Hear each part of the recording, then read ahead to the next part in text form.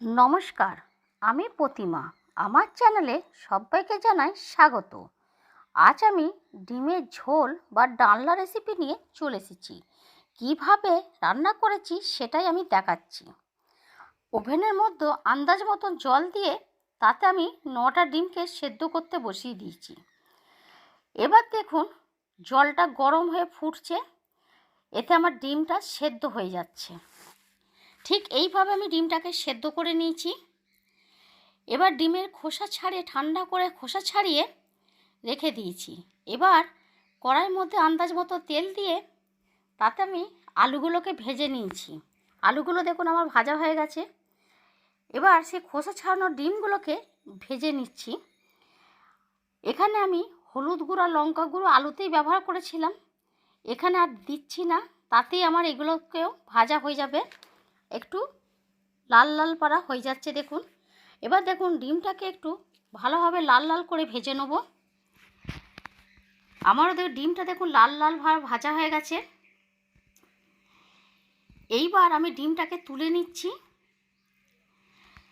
এবার ওই ডিম তুলে নিয়ে ওইতে একটু সর্ষের তেল দিয়ে দিয়েছি, তাতে আমি ফোড়ন দিচ্ছি, জিরে তেজপাতা লঙ্কা ফোড়ন দিলাম। এবার আমি পেঁয়াজ কুচিয়ে রেখেছি, 2টো পেঁয়াজকে আমি কুচিয়ে রেখেছি, সেই পেঁয়াজের টুকরোগুলোকে দিয়ে ভালোভাবে আমি ভেজে নিচ্ছি। যতক্ষণ না ব্রাউন কালার হচ্ছে ততক্ষণ পেঁয়াজটাকে ভালোভাবে ভাজতে থাকবো। এই সময় বলে দিই, আমি আছি প্রতিমা ইউনিক রান্নাঘরে। প্রতিমা ইউনিক রান্নাঘরের পক্ষ থেকে সবাইকে জানাই আন্তরিক শুভেচ্ছা।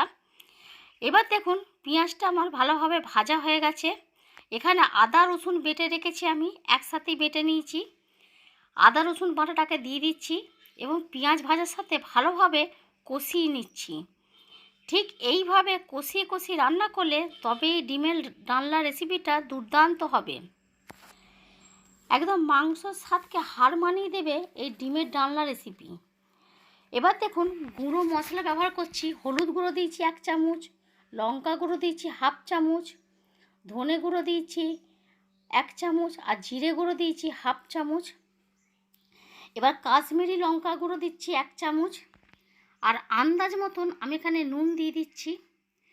নুনটা দিয়ে মশলাটাকে ভালোভাবে কষিয়ে নিচ্ছি। একটু সময় ধরে ভালোভাবে কষিয়ে নিতে হবে। এই রকম রেসিপি পেতে আমার চ্যানেলটাকে সাবস্ক্রাইব করে নেবেন আর কমেন্টে বলবেন যে কেমন হচ্ছে রেসিপিটা, আর একটা লাইক করে দেবেন।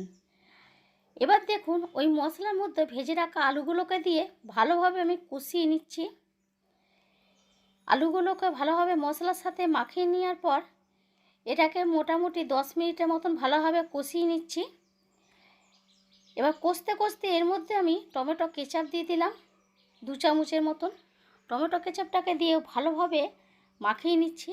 আপনারা চাইলে এখানে কুচনো টমেটো ব্যবহার করতে পারবেন। এইভাবে ঘরোয়া কিছু উপকরণ দিয়ে সুস্বাদু রান্না ডিমের ঝোল রেসিপি অপূর্ব টেস্টি হবে।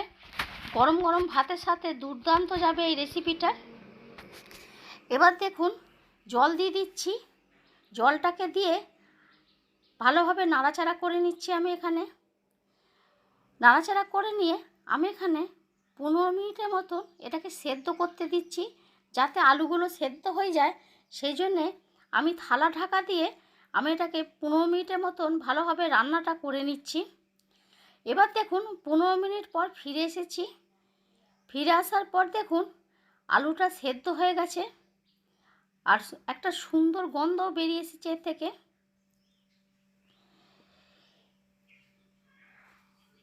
ঠিক এই আলুটাকে দেখুন সেদ্ধ হচ্ছে নাকি দেখে নিচ্ছি।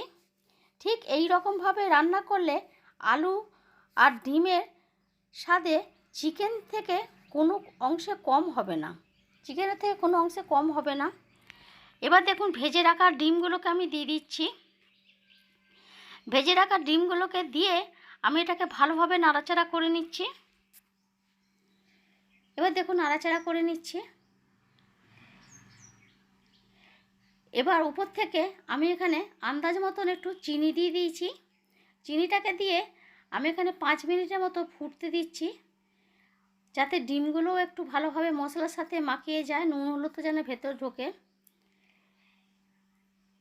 এবার দেখুন আমার গরম গরম ডিমের ডালনা রেসিপি হয়ে গেছে, তৈরি হয়ে গেছে। অপূর্ব টেস্টি এই রেসিপিটা। এবার আমি পরিবেশন করছি। নমস্কার।